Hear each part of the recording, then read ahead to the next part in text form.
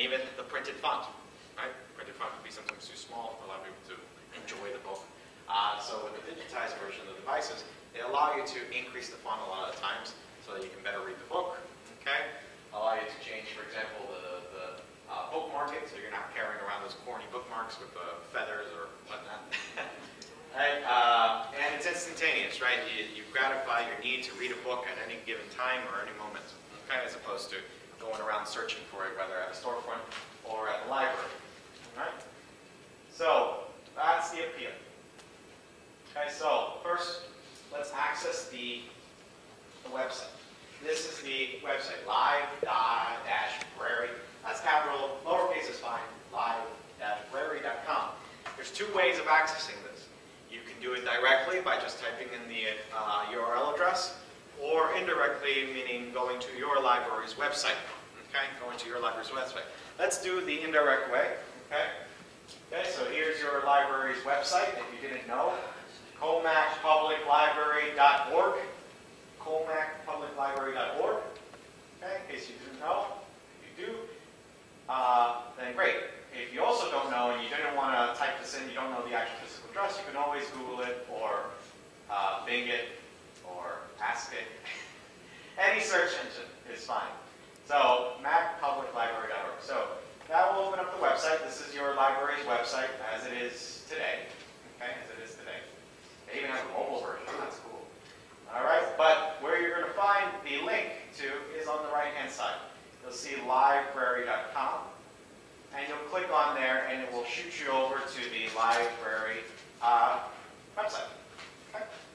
Now, the library.com system is exclusive to the Suffolk County, okay? Suffolk County Public Libraries. So if you came from Nassau County to hear this lecture, you have your own digital doorway. Okay? It's a little bit more complicated than library. I like Suffolk's little short little word. The Nassau County one is like nassau.lib.org/overdrive. It's long. Okay, it's long. This one's nice and concise. Okay. So we'll come back to this. We'll talk about logging in. We'll talk about searching and finding books, etc. But this library.com website is also very good for other things, other than just checking out books. Okay.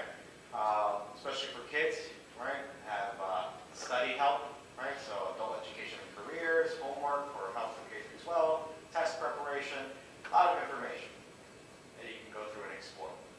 Okay? Questions about this so far? No? Pretty straightforward? Good. So where we want to put our attention to, okay, is on the left-hand side under the services. Okay, because the library site is very expansive in terms of services. But for books itself, there's a little section there, free downloads. That would be where you would want to go, free downloads. Okay, free downloads. And in that section, you have your distinction of audiobooks, eBooks, and even music and video. You can check out music and videos. Okay, so it's available. Okay. So eBooks takes you to the site, downloads.library.com. That's the only difference here, downloads. That's what's changed. Okay? And this is the site. Okay? Now, where you want to do, what you want to do is you want to log in. Okay? So, my account. My account. Now, the library gave me this card. Let's hope it works. Nah, I need to use my own. Now, is the same login as your public library account? Or Yes. Yeah, I'll explain that now. Yeah, so, when you have to choose your particular library, now, if your library does not participate, then you'll have to sort of petition that they do. But this library does, thank goodness. Okay? So obviously they wouldn't have this class here. So when you choose your library, Comac Public Library, you'll have to put in your barcode. Your barcode is or username. What's that? It says or username. Or username if you knew that. Yeah. Well, do you know how to get a username? No, barcode would be would be it. So sometimes the library has, they put that as they put 4 because some libraries have a username. This one will go through a barcode. Yeah. They have username. Okay, great. So, yeah. I guess I told you a lot of them. Yes, the library reference will set you up with a username. So, barcode. Now, if you do not have a library card, okay, at this point you would head down to reference or information here, and or circulation and asks them to register for a library card. Second thing is the registration of your library card is usually automatic, or they send out a request to have your name put into this database to gain access to the library. Sometimes it doesn't work. There's an issue, sometimes it doesn't register. So just ask them to make sure if there's an issue with logging in, make sure that the barcode or your particular account has been sent over to the library database so that you can log in. Okay. 2061.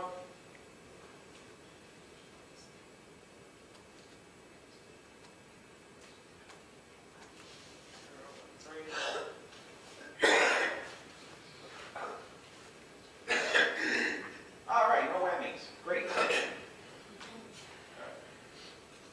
Good. So properly logged in. Okay, if you didn't log in, it would give you an error at that point. Okay, you missed a number, or missed a digit, or even the barcode has not been registered. Okay. So send you to your particular account profile. Great. A couple things here that we can go over. So my cart would be things that you're checking out.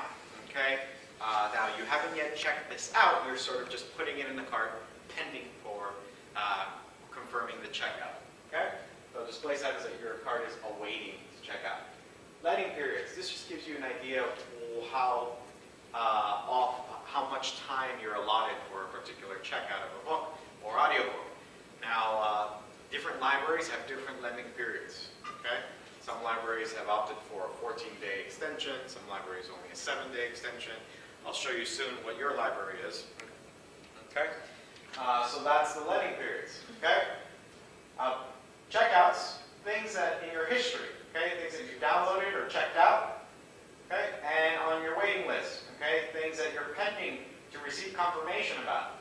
So let's say a book is not available, which we'll see when we go to search and stuff. There's a couple books that are not available. You can always request and put yourself on a waiting list, okay, and in which case you will ask you for your email address. Once the book becomes available, somebody returns it, or the lending period has expired for them, you'll return back into circulation, and you will get an email. During which time you have about 3 days to go online, to go to the site, and download it. Okay, and download that book. All right, so that would be your waiting list, and you'll see the items that you're waiting to get a response on if you click on that. Wish list, okay, is what I explained earlier, where the library does not have, you want the book, right? You put yourself on the wait list, but you are wanting to have more copies available. Okay, you want more copies available. It's just so you don't have to wait, 30 days to get that book. Okay, so put yourself on the wish list. What happens is statistically, the library will see what the popular demand is, or how many people are looking to get a particular book, and they'll try to get a additional digitized copy of it. Okay, a lot of like for an example.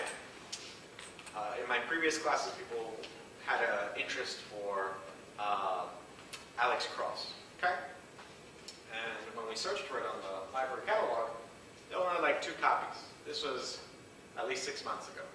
When I taught the class again recently, I've taught it throughout the months, but when I taught it recently and I used this as an example, all of a sudden the library had 12 copies. Okay, so we went from 2 to 12 in a 6-month period because of people's interest. Okay, because people put themselves on that wish list. Okay, and rated titles. So if you like a book and you want to, review it, or not review it, but put stars to indicate it's whether you like or dislike that book, there's a rating scale. Okay.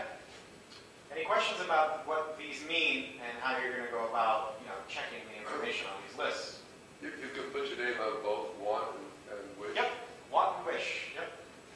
Yep. Waiting and wish. Okay. So let's see the. Oh, I have to do that.